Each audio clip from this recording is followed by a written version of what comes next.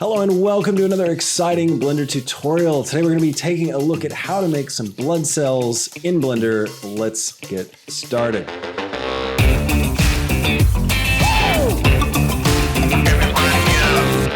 All right, so what we're going to do today is we're going to make some simple blood cells, and we're going to talk about subsurface scattering and making stuff that looks organic. All right. So in order to get started, what we're going to do is we're just going to get rid of everything in our scene. So hit A to select all, X to delete. Let's get started. First thing we're going to do is we're going to create the shape of a blood cell. We're just going to make one blood cell, and then we're going to instance it in our scene to create the shot. So first thing we're going to do is we're going to go for a mesh, and I will go for a UV sphere. And I'm going to right click shade smooth, and I'm going to go into edit mode, and I'm going to hit S to scale and Z to scale on the Z. And I'm going to bring it right. Then I'm going to hold down Alt and click this center ring. Holding down Alt will allow you to select like an edge loop, which is a continuous loop of edges. So hold down Alt and it'll select that whole middle section. And now I'm going to turn on proportional editing. And I'm going to hit S to scale and Z. And now if you can't see this circle, right, it just means you need to roll your mouse wheel up until it gets smaller and smaller and you can see it. Now this is really great. This proportional editing will allow you to edit all the vertexes that are nearby the ones you have selected based on how big this circle is. So you can see how it changes the shape based on how I roll my wheel. So anyways, I'm going to roll it out a little bit until we can get it looking kind of like, sort of like a donut. Now I'm going to deselect this, hit A to select all, and then I will go S and Z and scale it down a little bit more.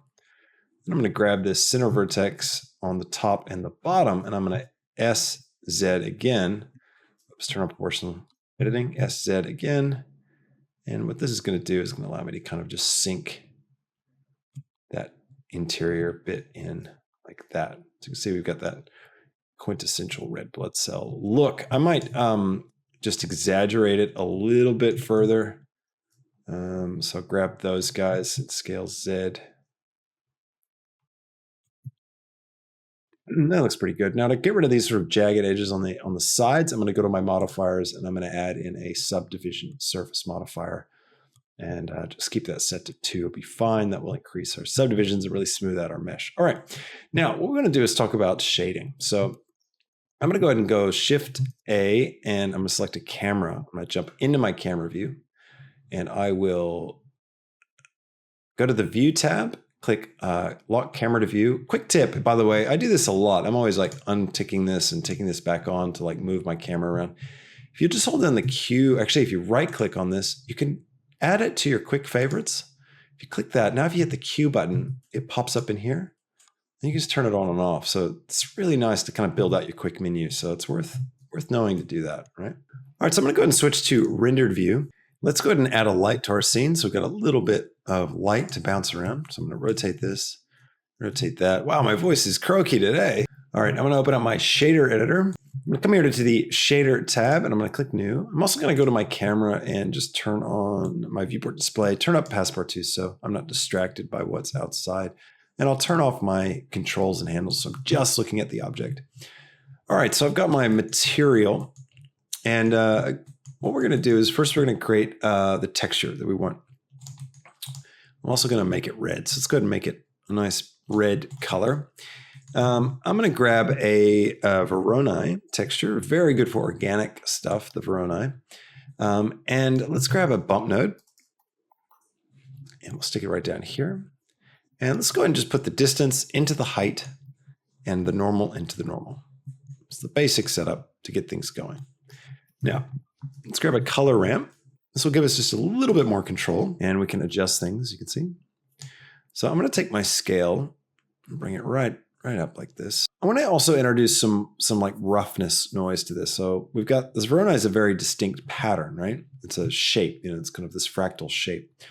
But I want to put some like really grainy kind of rough noise into this texture as well. Now, first off, to get this pattern to spread out more evenly so it's not squished along the sides, I'm going to add in a texture coordinate node.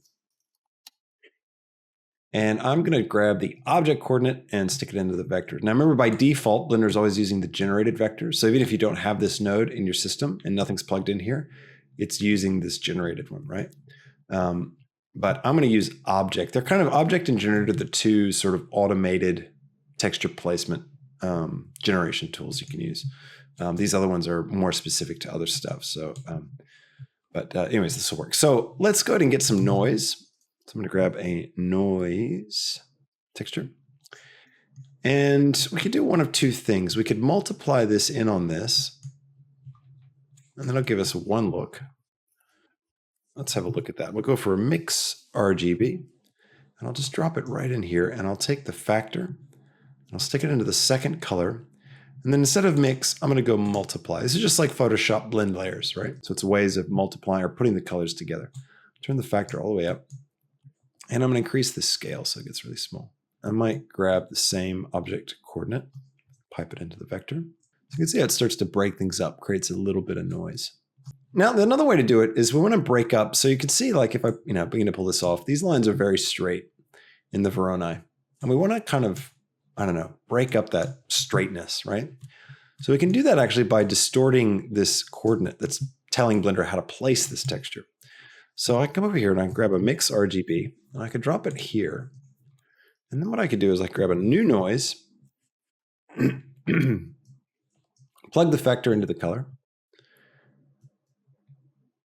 let Blender catch up, and turn my scale right up. You see what it's doing. It's doing some crazy stuff. I turn the factor all the way down.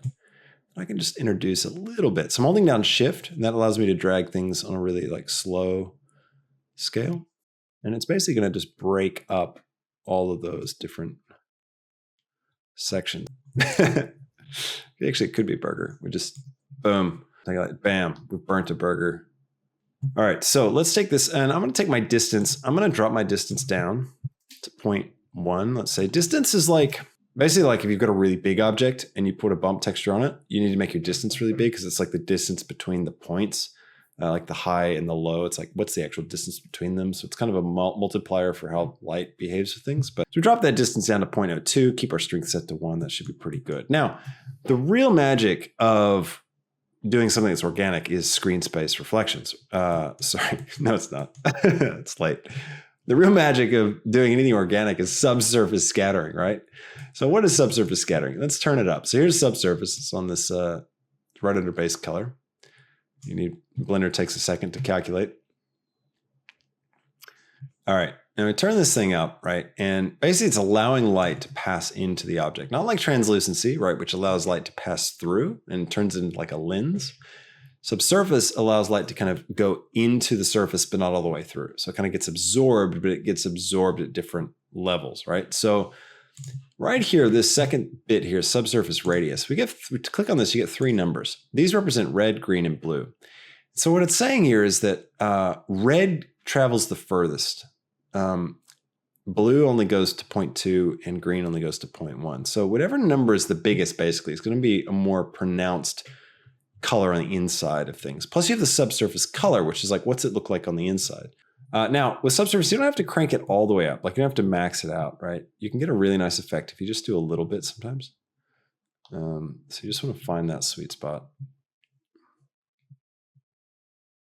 All right, now let's take our sun lamp and let's turn it up.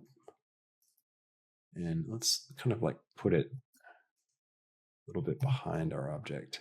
So you can see the light here in the shadows. You can see the shadows got this like penumbra kind of thing going on. And that's the subsurface scattering. So I might put another light in my scene. I'm going to duplicate this, swing it around to the side. I'm going to take this, make my background really dark and red as well. Back to my light and crank it up and get this side one. We'll keep this one white. Also going to come in here and turn on ambient occlusion, bloom, and screen space reflections. It's pretty cool. Now if we come back away, I feel like Voronoi is looking a little bit, pull my strength back on these guys some, and maybe drop the scale of the Voronoi a bit. All right, now let's have a look at some of the other properties. I'll take my specular. Let's see, we want it to be kind of like a, I don't know, do we want it to look wet? It's on the inside. If we bring this down, it's going to look kind of organic and wet. Lower down the roughness goes, the kind of more wet the object looks. If we drag this up, it's going to really be kind of diffusing the light across it. I want to see, let's see what else we've got. Anyway, options. Subsurface translucency. Let's turn that on. Yeah, that's going to give us some cool extra effects. All right, let's put a few more of these things in our scene. Let's get some stuff going on. I'm going to turn on my viewport controls again. I'm going to go Shift A. I'm going to create a torus. I'm going to open up my torus controls here, and I'm going to, oops, I can bring it back by hitting the F9 key. And let's see, I want to make my major radius a bit bigger, minor radius. Just pull it out like this. It should be pretty good. And I'm going to get my camera, jump into that. I'm going to lock my camera to view with my handy quick menu. And I'm going to go inside, just like we did with the wormhole, actually. Like this. Let's right click and on this torus and shade smooth. And I'm going to grab a subdivision surface modifier, put it on there. And I'll just move the camera over like so. And I'll go for a bit of a wider lens, like a 20-25, should be good. I can actually put the same material on this for now. And then let's grab this blood cell, bring it over. And let's rotate it around just to kind of see it in situ. I'm going to take this torus. I'm going to go into edit mode and I'm going to hit Alt-S. This will scale it up along the normals. So you can see it expands it out like that. We need to have some light inside. I'm going to click my blood cell, Shift S, cursor just selected, Shift A, and create a point light. And I'll move this back a bit. And I'm going to hide these two lights for now. I'll take this point light and I'll turn it right up, like 200. You can see that subsurface is really doing cool stuff for us. Might duplicate it, bring this one around, make the radius of this one a bit bigger, and this will just soften that light, kind of make it diffuse a bit more. And I will grab one more, I'll Shift D, grab X, and push it back. So it's kind of like in this section over here. I might make this one a little bit red too. The other thing I'm thinking is, I'll save, that's a good idea. Let's go to the world shader. And I'm going to create a volume scatter node. I'm going to plug that into the volume. Take my density down to like 0.1 and my anisotropy down as well. And I'm going to take the color and we're going to go red with it. This is kind of like the fluid environment, right, that we're doing. Now we could use some particles to generate these guys. I kind of want to just place a few of them and get a nice shot, to be completely honest, because particles are going to be very particular, very finicky to deal with.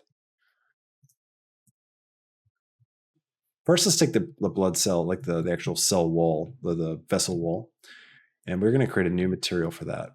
And for this one, switch back to my object. Let's take the subsurface scattering down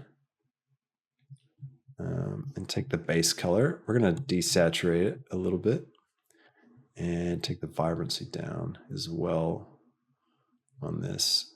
We could do it. Let's add some deformations to our blood cells. Let's go modifier, and let's go for a displacement modifier. Pop it up here so it's first. Click new to create a new texture, then jump over to the texture by clicking the little texture icon, which is the same as clicking on the tab here to take yours down to the textures. And we're going to switch this to clouds, get these nice things going on, and increase the size. There's some very sick looking blood cells.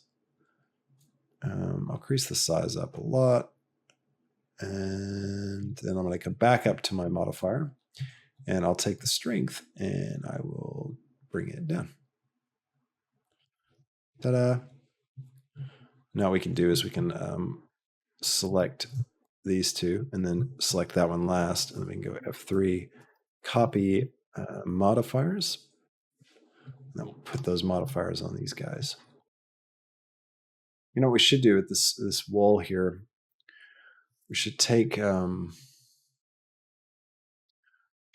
this Voronoi for the actual vein wall. We should turn the scale right down. That'll looking a bit better.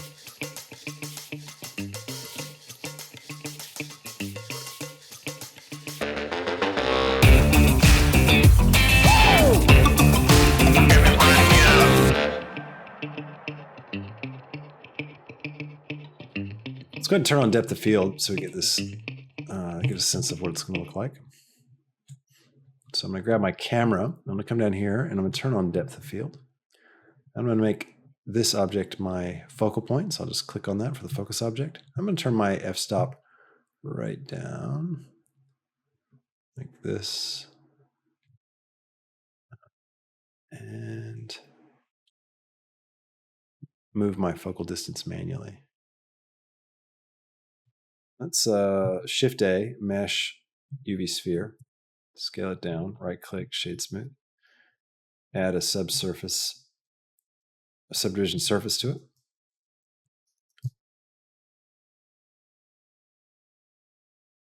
Be our white blood cell. Let's see if we can get one of these in. All right, I'm going to go for my materials here, click new. My white blood cell, I'm going to turn up subsurface scattering again, but I'm going to leave it white. And I'm going to open up the side panel here, and I'm going to turn on subsurface translucency so we can see through it. And with the radius, I'm actually just going to make each of these one. Just a regular old noise texture. And I'm going to plug this into a bump. Right there. Factor into the height, and then normal into the normal. Take the scale for this right up once Splinter catches up. There we go. Turn the strength down, turn my distance down as well. Holding down Shift just to kind of get a real small, gradual. Might bring the bump actually, let's make it tiny. That looks a bit better.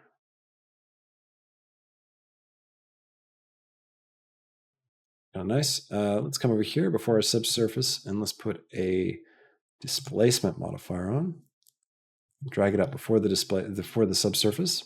And the reason for that is so we can displace the geometry and then smooth it out. Or actually, it might look better if we smooth out. So if we have the subdivision first, we're creating more geometry, right? And then there's more that can be displaced. If we do it first, we've got less geometry, so not as much as displaced, but then it's nice and smooth afterwards. So we'll have a look at both. I'm going to click New to create a new texture. Jump over here, switch this again to clouds, and bring it down a little bit. Bring my mid-level down and my strength up as well. And then let's create another subdivision surface that's going to go on after it. And that'll be 2. And that'll give it a bit of a rounded look. And let's take this roughness. Yeah, I think it's looking nice with the high roughness on these guys because it makes them look really soft. And there's something about that I think that looks really cool. Now, the other thing we'll probably need to really sell this is like some little, like almost like bubble particles. Like it's not really realistic, but it's sort of a given for this kind of a shot. And let's create a plane, scale it up, and then I'll create a new particle system. And let's create a UV sphere. This will be our particle. I'll right click, shade smooth. And let's put on a new material for this. Go to my particle system, come down to render. And instead of halo, I'm going to switch this to object, and then I'm going to select my sphere object that's going to be the particle system. So I'm going to, I could just do this, right? And then pause and jump into my camera. And now we've got these little bubble things. No. Blood clot. I'm just having fun now. I mean, the question is, how could we make this sci-fi, right? Nanobots? I'll tell you how we make it sci-fi. You want to see how we make it sci-fi? I'll show you. Make it sci-fi. Take the blood cell, right? We make this hero blood cell have its own unique material. We come over here, we go Voronoi. Give myself a little more room. Right? And then we go Chibichiv, turn the randomness down, grab a color ramp, drop it right here, set it to constant, drag this over. grab a new, click the plus to create a new little pip, a new black one there, and just bring that over here. Take the distance into the factor, and then we're going to take the color into the emission, and take the scale, and take our randomness up. Pipe that strength up so it's glowy, right? Bring that in just a little bit. Let's pick a cool color for it, right? Robotic bloodstream. But if we go into the color, maybe, and make these instead of black, we'll make them red. Right?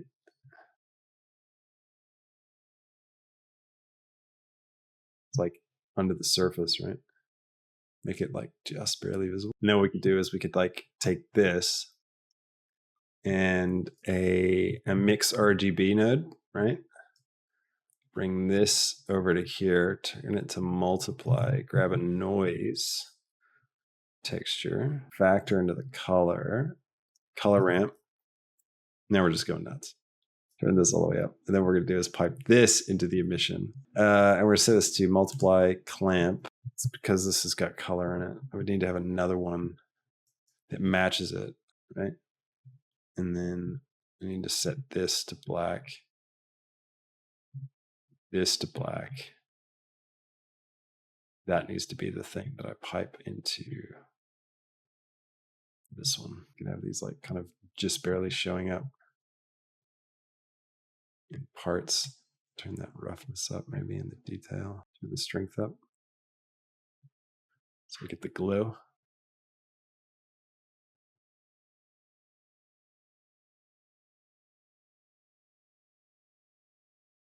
I don't think this is the healthiest bloodstream. It's the coolest bloodstream. It's definitely not healthy. See, what I like about this is that it's, you see, we get it closer, right? We've got the glow that breaks up and disappears, but that it feeds right into this subsurface thing that's going on. And all of it's below the surface of the object. Poor white blood cells, like, what is this? All right, what's cool about this is that we're telling a story now. You know, it was just a random, you know, let's do a tutorial about how to make a red blood cell, right? Yawn. And but now it's actually a story in one image, you know. There's all these, you know, bloodstream, this normal bloodstream, and the white blood cells have discovered something very not normal. Hope you enjoyed it. Hope you had fun and learned a few cool things. Now, if you're curious how this works, I've just done this in a massive live stream. We've been going for an hour and a half. So what you're watching is probably the 20 to 30 minute cut down tutorial version. So if you'd like to watch the full uncut version, which goes into a lot of extra detail, we cover a lot of things that we don't cover in this tutorial. You can find that over on Patreon if you become a member there, or you can find it here on YouTube if you become a channel member at the All Access Pass level and higher. Thank you again for everybody who is a part of both of those places, those subscription services. They really, really do help me continue to make these, so I really appreciate it. Thanks for watching. Don't forget to hit the subscribe button and hit that like button and all that YouTube stuff, and I will catch you in the next tutorial. Until then, have a fantastic week. See ya. Bye.